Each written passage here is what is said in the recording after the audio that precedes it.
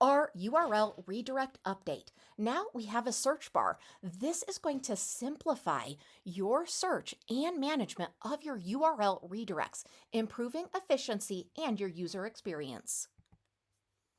This is really going to help you save time because you are not going to need to search that long list of URL redirects. It's also going to help you improve your organization because management of URL redirects is going to be so much easier. And of course, this is going to enhance your personal user experience.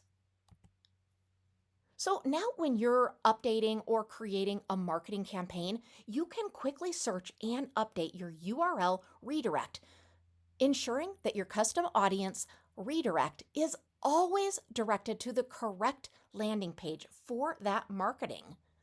And it's going to be able to be searched for without any hassle at all. This feature is located in Settings. Once you're in the Settings menu, go to URL Redirect.